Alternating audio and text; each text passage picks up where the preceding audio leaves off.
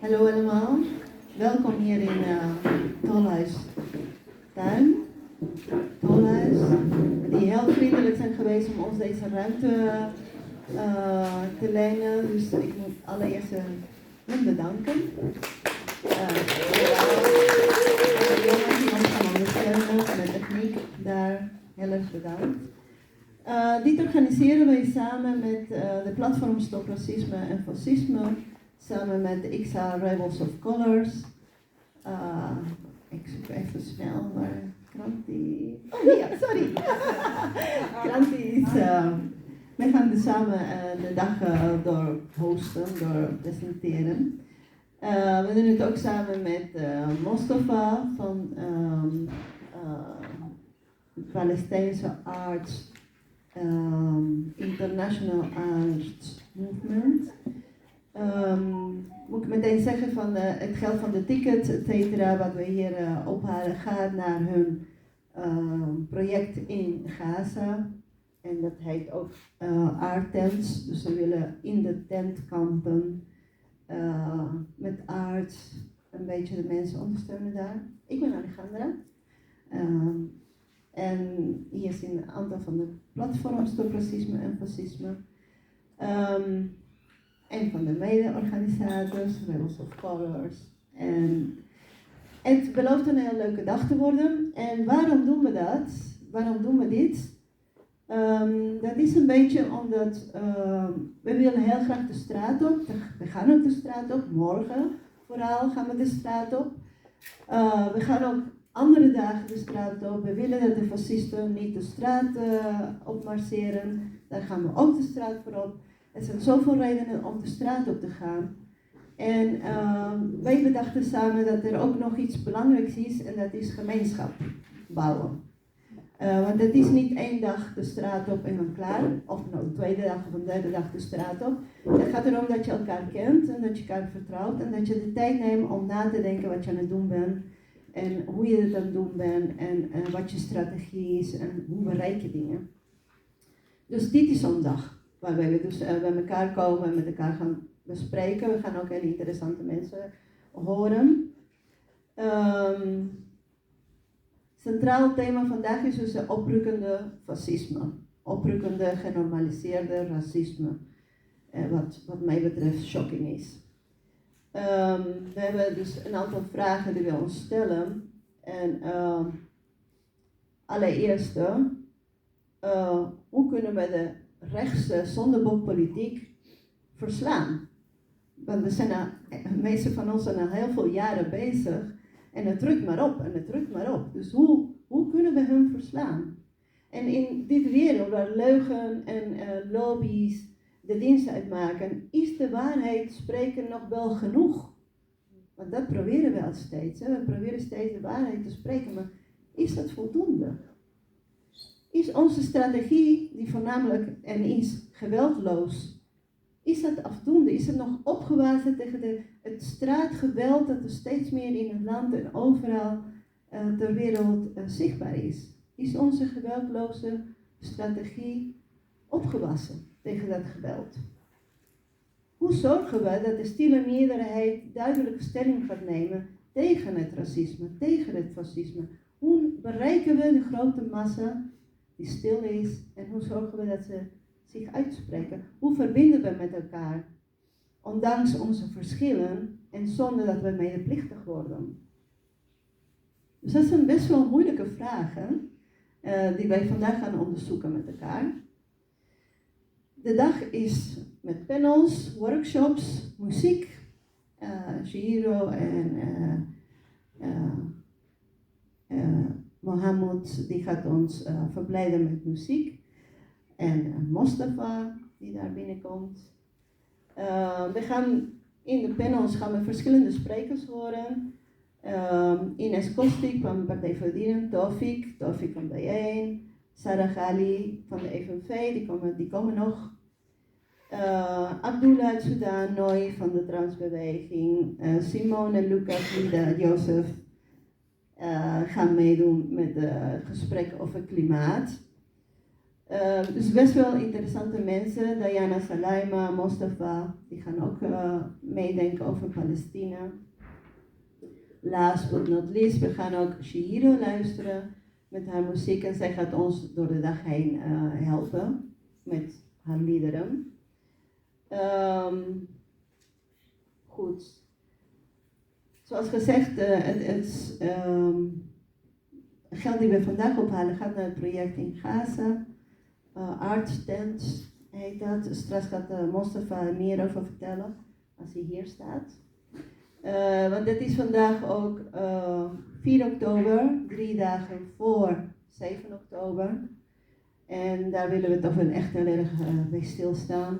Gezien ook alles wat er op dit moment ook met Trump en consorten en wat er in Gaza gebeurt. Dus daar gaan we zo meteen mee beginnen. Want hoe het ook zij, wij blijven onze regering aanspreken op het niks doen en medeplichtigheid aan genocide. Wij gaan zo meteen beginnen met Palestina panel, onder leiding van Frier, die gaat dat doen. Maar eerst gaat Shihiro nog met een lied verblijden. Waar is Shihiro? Daar, Shihiro. Mag ik even praktisch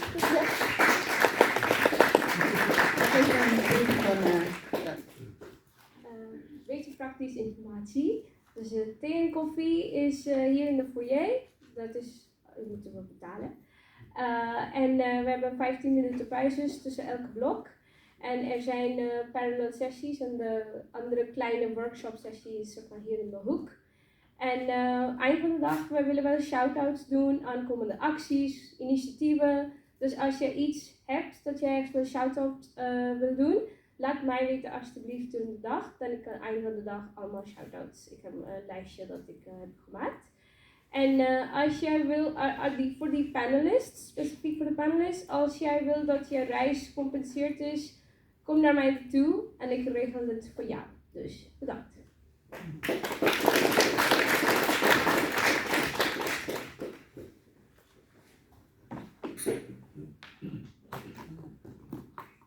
Goedemiddag iedereen. Wat goed om jullie te zien in deze hele moeilijke, uitdagende tijd, waarin we op een dosis overwhelm, anger, sadness, rouw zitten, maar ook blijdschap om elkaar te zien. En ik ben blij dat jullie hier zijn. Ik ga beginnen met een nummer, NAVO door en door slecht. Nou wordt de NAVO niet altijd meteen met Palestina in verband gebracht. Het is wel belangrijk om te weten dat Israël 20 jaar in de NAVO zit en in Brussel bij het hoofdkantoor van NAVO een eigen kantoor heeft. En mensen traint in NAVO. En NAVO vanuit de wortels een koloniale instituut is met links met nazi's en zionisten.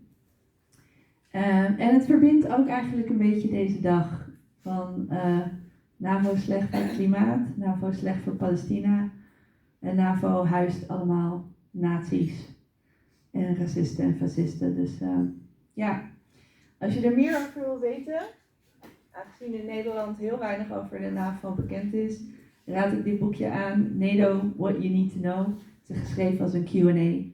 Maar voor nu gaan we een liedje zingen en dan mogen jullie meedoen.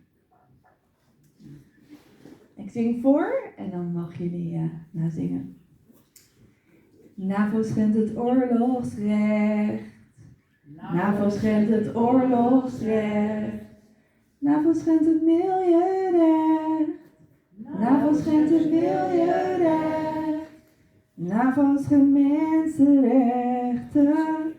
NAVO schendt mensenrechten. NAVO is door en door slecht. NAVO is door en door slecht. Cool. Met jullie hulp gaat dit goed komen. Ik heb hier een charango bij me.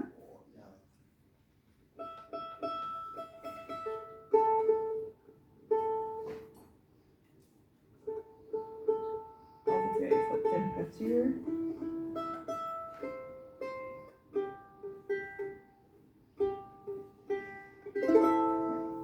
Dat gaat goed komen. Is dat wel erg laag?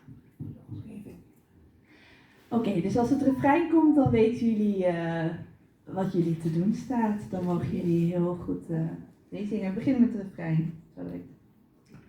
1, 2, 3, 4.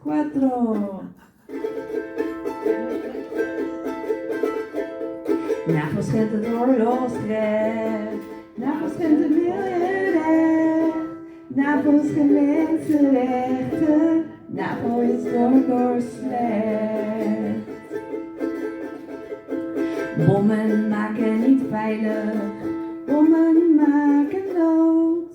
Bosbrand, kanker, ziekte en het klimaat verkloot. Bosbrand, kanker, ziekte en het klimaat verkloot. Ze plunderen de aarde, moorden zich naar de top. Als we vrede willen, zetten we een wapenhandel stop. Als we vrede willen, zetten we een wapenhandel stop. Komt-ie! NAVO schendt het oorlogsrecht. NAVO schendt het milieurecht.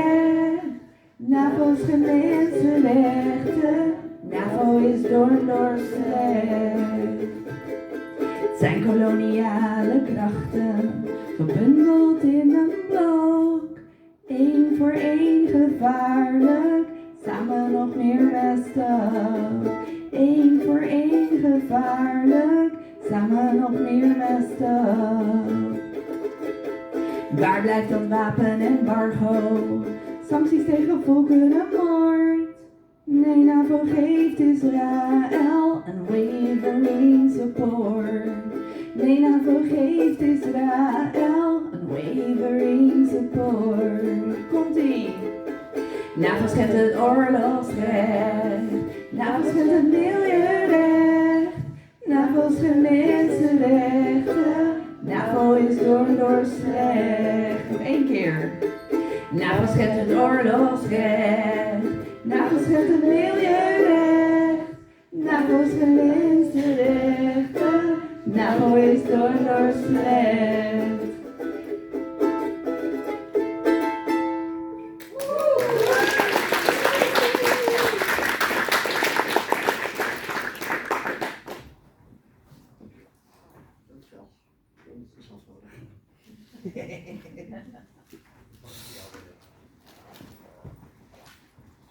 Nou, even nog deze microfoon gebruiken, zo meteen zet ik hem aan de zijkant. Fijn dat jullie er allemaal zijn. Ik ben Vreer en ik ga zo meteen het eerste panel leiden, maar de opzet is ietsje gewijzigd. We gaan nou een gesprekje hebben met 2 mooie mensen en daarna vindt in de ruimte hiernaast de schrijfworkshop plaats. En dan ga ik nu de microfoons weghalen en mijn gasten uitnodigen.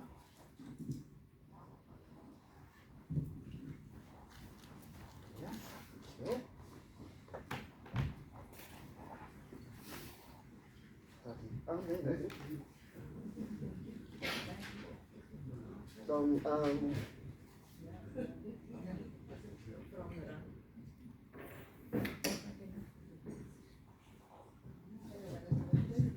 Yes. ja, hij doet het. Hij is aan.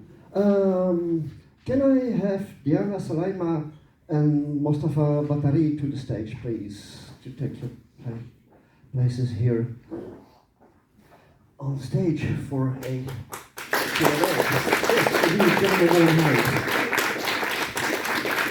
Both got the mic of your own, so that is easy. Weer een praktisch punt, sorry. Is iedereen comfortabel hier met fotograferen? Omdat wij hebben wel een fotograaf en er zitten wel dingen op camera gezet. Dus als je niet comfortabel bent, laat ons fotograaf weten. En ook voor de panelists, als je niet comfortabel bent, dan Dus als je niet zo goed bent in Engels, zoek denk ik even iemand die daar beter in is, die je kan helpen. Dit panel is in Engels omdat niet iedereen Nederlands spreekt hier niet en het gewoon handig is op dit moment. De rest van de tijd is voor zover ik weet in Nederlands. So I'm going to switch now to English. Welcome you two. Very happy having you. Thank you. Let me see. I only heard like an hour ago or so that I was asked to do this panel plus the last one. We had some unforeseen changes in our program, so forgive me my vagueness sometimes and not knowing and like improvising on the spot how to do things. I'm kind of probably alternating between the two of you, and I want to start with Diana, who I know as a valiant activist who I encounter almost everywhere in the struggle. So you must have a very busy life. I do. Yeah, Yeah. it's like I do. Yeah, I mean, there's no use in denying that, I think. Well, I think that as I have only encountered you everywhere, can you tell us a bit about yourself? Who are you? What do you do? My name is Diana Salaima. I'm a third generation Palestinian, born and raised here in the Netherlands. Displaced twice. My ancestors first from Palestine and then from Syria. I'm still a student, part-time, more full-time activist. And yeah, I've been just busy these last couple of years, like making the Palestinian voice heard and also the truth heard, changing the status quo into what Israel actually is. It's not only about Palestine, but of course also about Israel as a colonization. Through panel talk, through street talks, street demonstrations, social media is also very important in this movement, and part-time studying, that's what I'm doing. Thank you. I wanted to ask you as a first question, I read that you are a radical feminist, yay. We need far more of those. We all should be that actually. And I'm curious how that translates for you in your daily activism, in your life, as far as you can separate things. How does it translate to you, for you? Well, it makes me just very angry actually, because in the movement you don't really see the feminist movement in the Palestinian movement, right? Like it's especially like we really go against white feminism, and that really came up. Like I also got rid of some friends that were feminists but didn't really speak up about Palestine. It's white feminism that really bothers me, because white feminism only focus on white women and that's it. They focus on getting equal pay, the femicides here in the Netherlands, of course, abuse of women, of course, all very important. But when it comes to women abroad that they don't see, women of colors that they don't see directly like that, they don't give that attention anymore. And that really bothers me, because that's even more important than feminism for white people, of course. I do encounter that a lot in the movement, even like rage baits on social media of like white feminist people going against something the Palestinian movement does. And I'm like, how dare you say this? How dare you say this? Like, you don't know how deep feminism actually goes. From there is no food in Gaza means there is no food to produce breast milk from, even if you... dat geluid? Sorry, maar Dat ben ik niet. wie is dat dan? Heel vervelend geluid. Zet er af gewoon alles uit als je...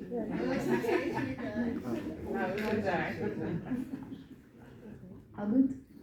Okay. What I was saying, like, even from having no food in Gaza means no food to produce breast milk from, meaning that even babies cannot drink water. Do you know that? They will die if they don't have breast milk, and women need to eat to produce breast milk. It goes extremely deep, and even for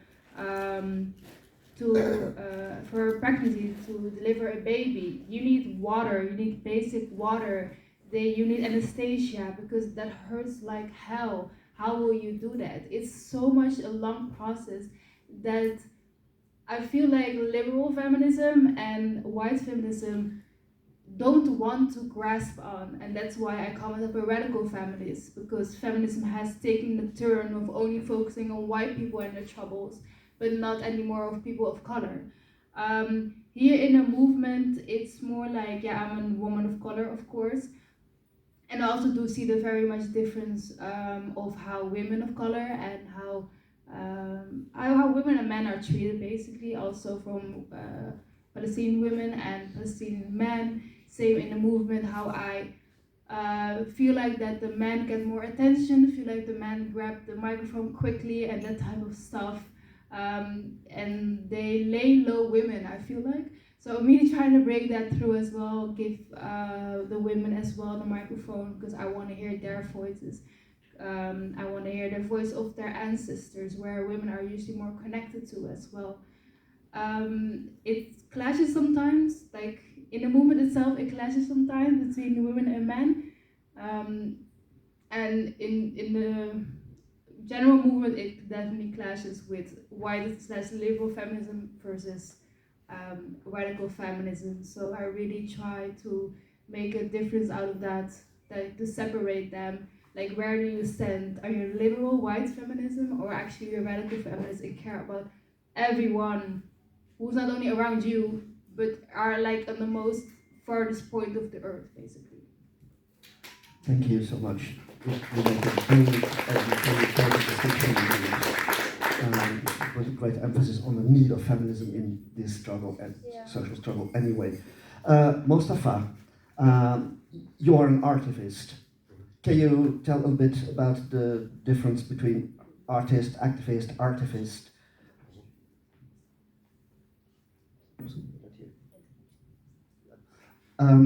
Mustafa here thank you, is a artist, a musician, an advocate, Palestinian activist and advocate working for the United Nations, with the United Nations partially.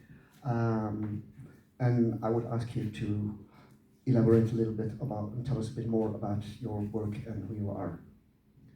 Yeah, hi. Thank you for having us today. Thank you for the trust. Actually, I'm just Mustafa, trying to use any tool to raise the voice with our cases as a minorities, as an immigrants, as an refugees, as a Palestinian, as a human in the end. As simple as this. I'm working with many people for that. United Nations is a tool, art is a tool, Netherlands is a tool, you guys, it's a great tool that I'm proud to be with. Also about the artist, artist is expressing, activist is demanding, but artivist is doing both. Because of that, it's artivist.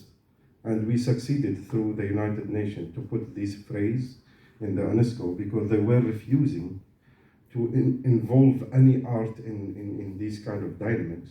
But we pushed it from 2018, like, hey guys, it's something you have to put it in the dictionaries and explain it for the people, because there is social artist and there is an artist, and we are really suffering from the liberalism artist whom is dancing always around just to show off.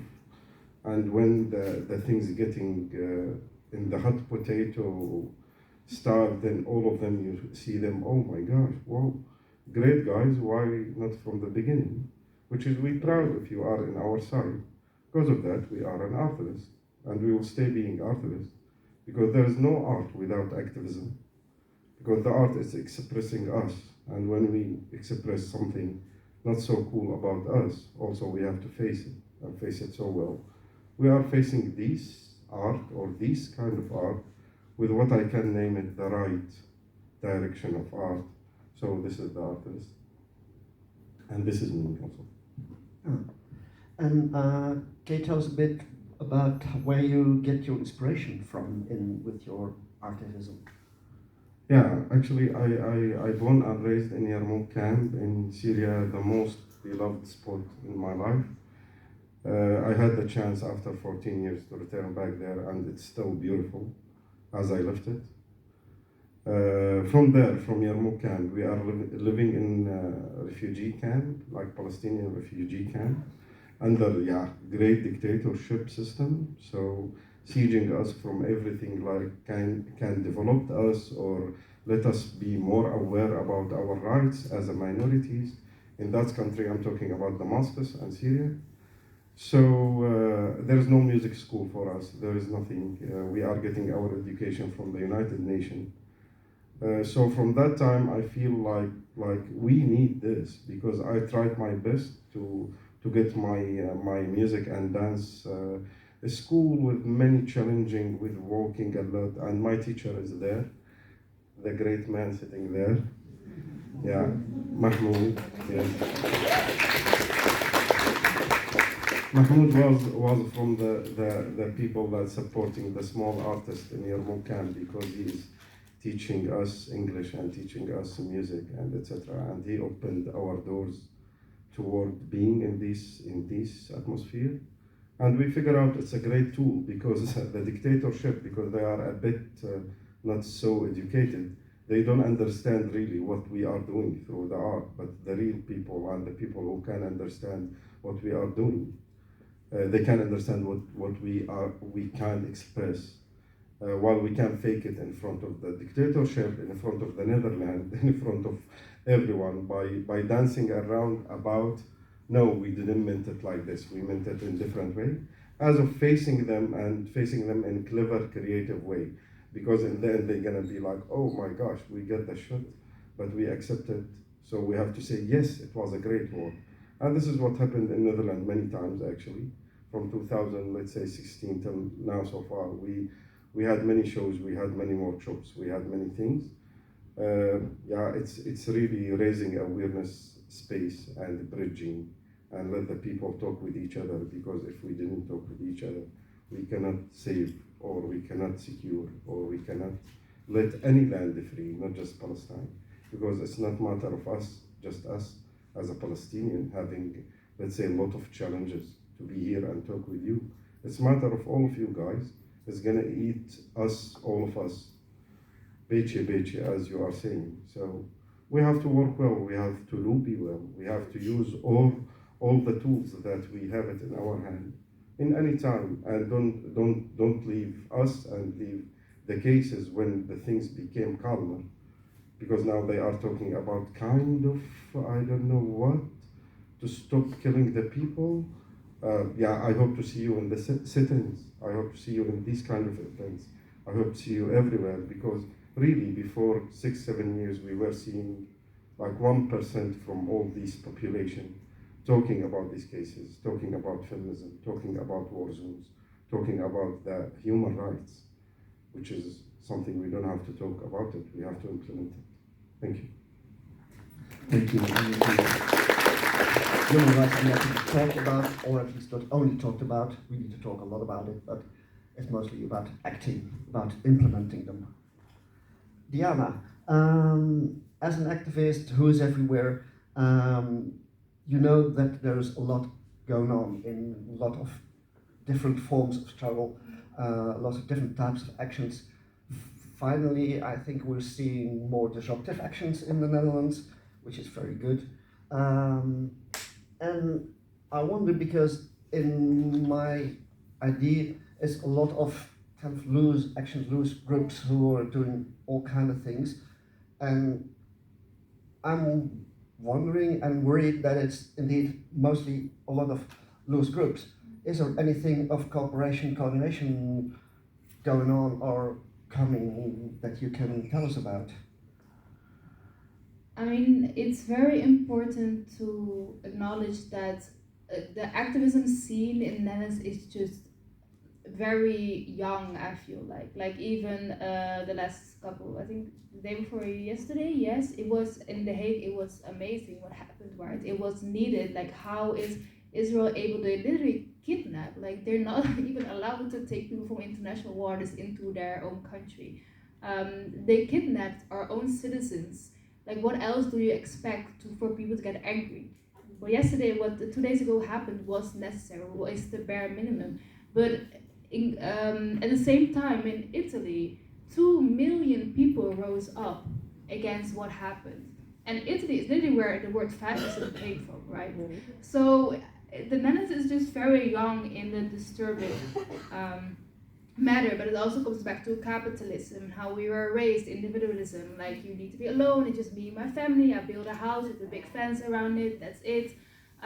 Capitalism, like only money, money, money, don't ask questions, be nice, be polite, this and that, but that's not how it works. Like even as an Arab, all the things I said before, that's not how we work. Like literally even about the big fences around your house, like in Syria, my time there, where my grandfather would literally just those white chairs, put it on the street. Within 5 minutes, all neighbors would put a chair on the street, sit with him, literally in the middle of the street with like cookies and tea. That's how we work. We don't really have the individualism type actually.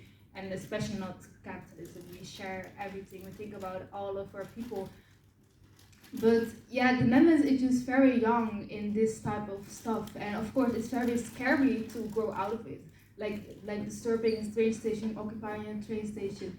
Of course it's scary, and especially if you see the police here. Like I think here the police and in Germany are the most like insane people basically. So of course it's scary when you see that. But at the end of the day, you know what you're doing is correct.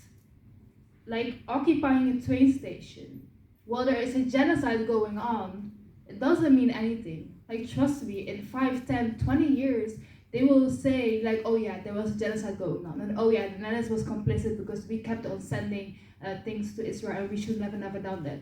Yeah, and you will be proud of yourself that you occupied that train station because you know it's good. Even though now all people are hating and that type of stuff, no, it's for the good matter. Same with World War II, right?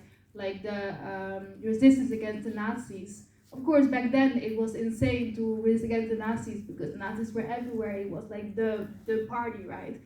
But at the end of the day, it's important to resist, even though you have everyone standing against you. And it's scary at first, of course, but we need to grow out of this. We need to create a community. We need to create steadfastness. We need to let our anger be heard and to control, but not like violently, like aggressive control, you know, just let your anger control, because it's also important for, instead of to be sad about what's happening in Gaza, turn that sadness into anger and anger turns into action. I forgot the question. Well, yeah, it's about the movement and its Okay. diversity and Yeah, but you also need to realize, same as in Palestine, the resistance what you know about the resistance in Palestine is maybe 1% of what you know. There's a lot of things going on, but it's important they stay on the ground. The same thing with the resistance here in the Netherlands. There are things moving, of course. Like I don't even know like much of it, but there are things moving, and it's important to let it stay underground for it to be safe until we can all rise, all take part in it together. But until then, take part of action training. Like for example, next week, Saturday on 11, they're gonna occupy the port of Rotterdam because of their shipments of parts to Israel. This is important. The day before Friday, Rotterdam, the 10th of October, there's a training and debriefing about it. This is important to attend that. Start somewhere, because trust me, you think what's happening right now is bad, it's gonna get worse. Like, it's gonna get better for sure, but before it's gonna get better, it's unfortunately gonna get worse, because the fascism is rising uncontrollably, and we need to be prepared for that until it's over and we can finally breathe again and have a better world.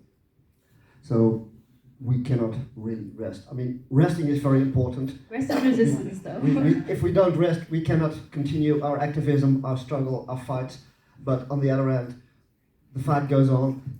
The 11th is an action in the port of Rotterdam, Diana just mentioned. Finally, as a last question to Mustafa, I want to ask attention. I want your view on a totally different type of activism that is, in a sense, less visible. What is your view on the usefulness of boycotting, divesting, and sanctions against Israel? First of all, I want to add on Diana points. Like also, I'm proud to work with Diana and Spotlight. We're gonna mention about it later. Actually, you have to do something, guys, because I was in Den Haag, seeing the police in this way, dealing up with your children, actually, with your children. We went to the street in Syria while we know they're gonna shoot us just because they did kind of the same actions. Okay with the children, but kind of the same action, but immediately to the street, because it's the start, and they're gonna kill all of us, or they're gonna do it with all of us, taking people, old people on the ground. It's insane. All of you have to go to the street. I don't care how you can manage it. It's your time now. You have to think about it. You have to do something about it. Yes, all of us believing in democracy. All of us wish that we have this system. United Nations system, the Earth system. Everything is collapsing. We are the people, you are the people also. You have to say something. It's insane. Everything is going on. They are controlling everything, making photographs. Yeah, the same dictatorship that I faced before. They were doing in the beginning the same. So doing something is for yourself, it's for your family, it's for your future. It's not even for us. You have to thank Gaza, actually, because it's clearly we were living in colored dream and wow, democracy. And then suddenly, small group of people say no. Now you can see what's your government, how they are dealing up with you, how they are dealing up with your money. They are taking your money. You have to ask about your money. Why you are taking all of this money from me to fund genocide? Then you have to do the action, you have to start, you have to continue. Yeah, no rest anymore, actually, unfortunately. All of us is tired, fucking tired. But we're gonna continue and we'll keep going. Can I add something to that? Yes, please. I once saw a quote that actually it can be used in different matters, but it just basically your life is not yours. And what I mean by that is that your life, your existence, how do you say it? It matters for other people. You matter for other people. Other people matter for you. Your life is not yours. Your life is for everyone as well, right? So one individual. I will never stop talking about how Greta Thunberg started as a 15-year-old girl skipping school every Friday just on her own, sitting on the street, and now she is one of the most famous activists. She started on her own every Friday, sitting down the street. I remember hearing about it. When was this? 8 years ago? 7 years ago? I was like, oh, why does she do this? But now she is doing amazing. It needs to start somewhere, and people need to realize their own power within themselves. Thank you. And also, we don't have to forget that asking about our rights, it's not a crime. When I'm going to the street, when I'm demonstrating, when I'm shouting, it's my right to do that, and no one has to siege me by doing that. About boycotting and the actions, any action against any country, trying to do something against the human rights is something we have to do it. We don't have to ask about it.